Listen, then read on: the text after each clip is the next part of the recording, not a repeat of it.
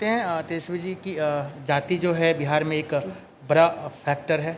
अगर एक सवाल तो ये है, दूसरा कि आप जिस जाति ये से जाति तो सच्चाई है ही ना, तो फैक्टर तो हो गई। ये तो सत्य है, और ये कोई लालू जी और तेजस्वी यादव तो लेके नहीं आया, ये तो कई सदियों सदियों से चला आ रहा है। प्राइवेट सेक्टर में आरक्षण होना चाहिए जाति के आधार पर?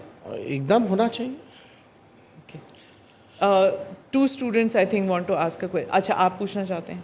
पत्रकार अमित कुमार है, और मेरा सवाल है कि आपने कहा था कि कास्ट सेंसस की आप लोगों ने डिमांड की थी और इस वजह से मोदी जी को कास्ट सेंसस के लिए मजबूर होना पड़ा और फिर कैबिनेट ने डिसीजन लिया। राहुल गांधी का भी यही कहना है। और आपको क्या लगता है कि क्या वाकई आपके दबाव में या फिर कांग्रेस पार्टी के दबाव में कास्ट सेंसस बीजेपी को कराना पड़ रहा है? देखिए, यही मोदी जी हैं जो कहते थे कि ये कास्ट सेंसस जातीय विध्वंस पैदा करेगा। अब वो क्यों मजबूर हो गए करने को भाई? क्योंकि जातीय गणना जो है, कास्ट सेंसस जो है, वो सच्चाई जो है देश की वो बताएगा। इसमें हमने पहले भी कहा है, कौन मजदूरी करते हैं, कौन भूमिहीन है, कौन गरीब है, कौन जात के लोग हैं सबसे ज़्यादा, कौन जात के लोग को सरकारी नौकरी कितना है, कितने लोग जो है ठेला धोने का काम करते हैं, कचरा साफ करने का काम करते हैं।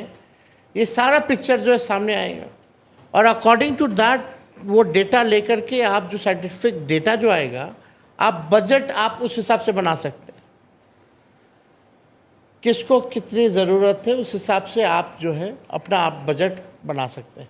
लेकिन ये इशू जो है लालू जी ने कई एक बार उठाया, और जब देवगौड़ा जी थे प्रधानमंत्री, उस समय जनता दल के अध्यक्ष मेरे पिता होते थे, और उन्हीं के कैबिनेट में ये तय हुआ था, क्योंकि हर 10 साल बाद आपका 10-11 साल बाद जो होता है प्लानिंग कमीशन, वो सेंसस होता है। अच्छा, तो 2001 यानी 97 में ये निर्णय लिया गया था कैबिनेट में कि जो अगला सेंसस जो होगा यानी 2001 उस समय के हिसाब से, उसमें जातीय जनगणना ये लोग कराएंगे।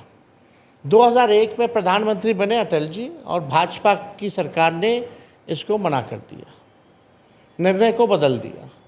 आज भी अगर ये जो नरेंद्र मोदी जी का जो कैबिनेट नोट है, ये 97 वाले ही नोट के आधार पर ही बना है। अगर आप देखें तो जो प्रीवियस गवर्नमेंट ने जो लिया था उसके आधार पे बना है। तो उस समय तो राष्ट्रीय अध्यक्ष जनता दल के लालू जी थे, ये हम लोगों का दल का निर्णय था। और एक बार नहीं, यूपीए की भी सरकार रही तो उस समय भी नेताजी, शरद जी, लालू जी ने आवाज़ को उठाया, सड़कों पर भी हम लोग आए, और यहाँ बिहार में हम लोगों ने तो दोनों हाउस में पास करवाए मेरे प्रस्ताव पे, और मेरे प्रस्ताव पे प्रधानमंत्री जी से हम लोग सब लोग मिलने गए थे।